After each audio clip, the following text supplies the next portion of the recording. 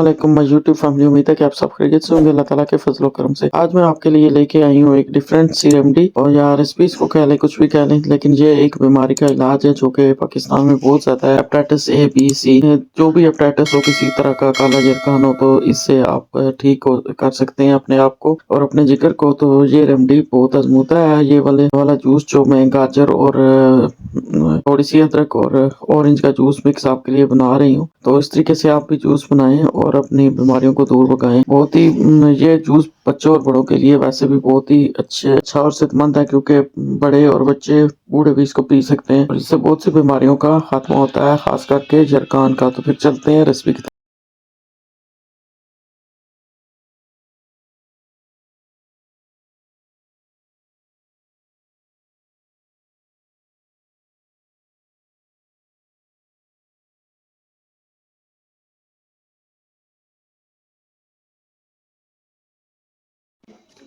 अस्सलाम वालेकुम फ्रेंड, उम्मीद है कि आप सब खैरियत से होंगे अल्लाह ताला के फजल और करम से।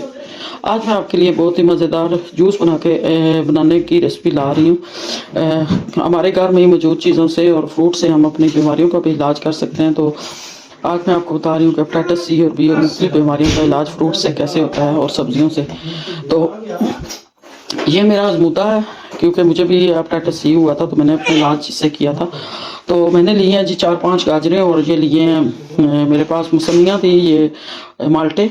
ऑरेंज अगर आपके पास है तो बहुत अच्छी बात है, ऑरेंज ले लें, इस तरह इनको छील लें। और ये मेरे पास मशीन है, अगर आपके पास इस तरह की मशीन है तो सही है, वरना आप इसको जूसर ग्राइंडर में भी बना सकते हैं। तो मैं जूस निकाल के आपको दिखाती हूँ, इसके बाद मिलते हैं फिर।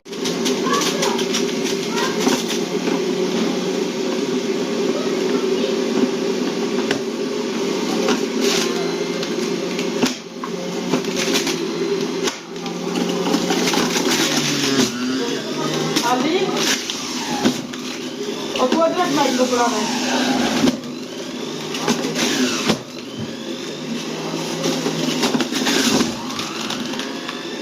अदरक माइक को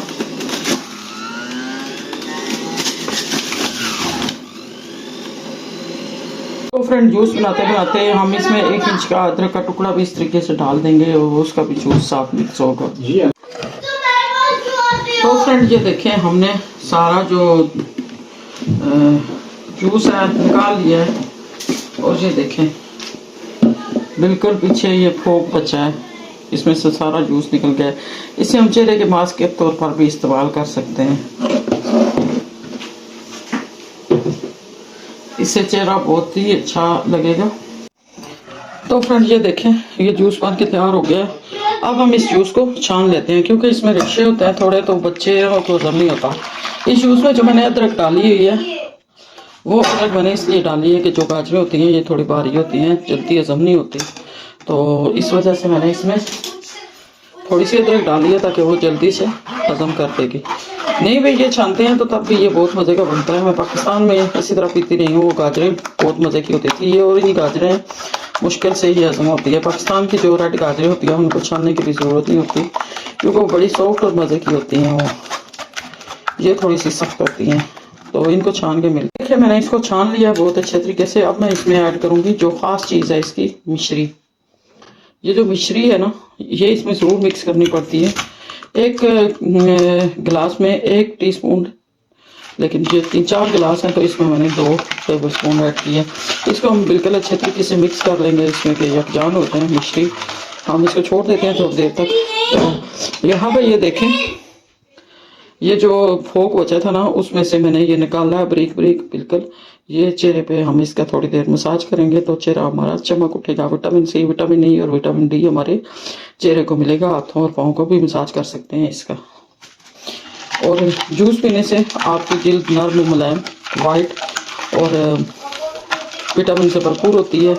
और सबसे बड़ी बात कि चेहरे की छाइयाँ भी खत्म होती है और जिगर को बिल्कुल ये साफ कर देता है ये जूस। अब हम इसको साफ करते हैं। तो फ्रेंड, ये देखें कितना मज़ेदार हमारा जो जूस है रेडी हो चुका है, और इसको हमने सर्व किया है।